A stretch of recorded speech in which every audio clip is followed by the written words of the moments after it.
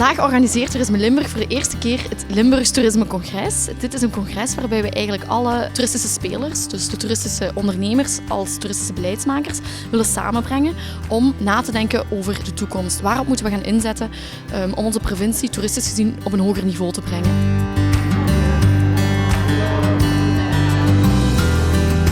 Welkom op de eerste editie van het Limburgs Toeristisch Congres met als thema Toekomst is vandaag.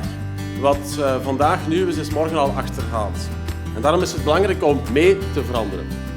Want wie zich niet aanpast, wordt aangepast. Hoe spelen we in op die nieuwe technologie? En hoe kunnen we met z'n allen ervoor zorgen dat Limburg zich sterk positioneert als een sterk merk, een toeristisch merk? Ik heb van Toerisme Limburg een mooie uitnodiging gekregen en daar ben ik op ingegaan. We begonnen al bij de uitnodiging die echt heel professioneel uitnodigend was, gericht naar alle sectoren. De toekomst is vandaag, maar start niet vandaag. Dus de toekomst start gisteren. Ik was aangenaam verbaasd van het verhaal wat Herman Konings bracht in verband met het authenticiteitsverhaal. Dat eigenlijk vandaag de dag de mensen eigenlijk al een beetje gehad hebben met die authenticiteit. En dat je vooral eerlijk moet zijn naar je klant toe. Maar in mijn oogpunt is... Ik heb alleen maar lof voor de keuze van degene die hier zijn komen spreken. Ik ben vandaag naar hier gekomen om mij te laten inspireren en tot nu toe is dat goed gelukt. We moeten eigenlijk heel veel expertise aan boord hebben om een toeristische uitbater te zijn. En hier wordt er toch wel heel wat concrete antwoorden op geboden. Ik denk dan maar aan het social media gebeuren, het marketing gebeuren. Een hele boeiende en hele leerrijke dag. Heel veel boeiende sprekers, heel veel opgestoken. Hetgeen dat ik het meeste onthouden heb is bekendheid.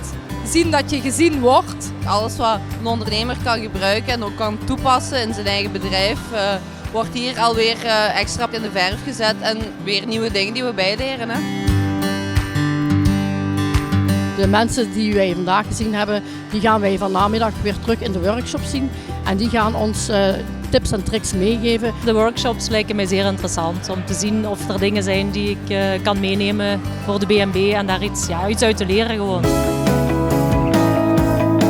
Ik ben natuurlijk tevreden over de dag zelf. Op een mummeltijd was die uitverkocht, het congres. En iedereen die me vandaag aanspreekt is tevreden. Dan ben ik natuurlijk als voorzitter van de VC2 Toerisme Limburg zeer tevreden. Vandaag zijn de cijfers van Toerisme Limburg zeer goed. In 2015 hadden we een stijging van maar liefst 8,6%. De grootste stijging sinds 1999. Maar dat wil niet zeggen dat we achterover moeten leunen. Nee, dat wil zeggen dat we continu ons moeten verbeteren om diezelfde percentages ook in de toekomst te realiseren.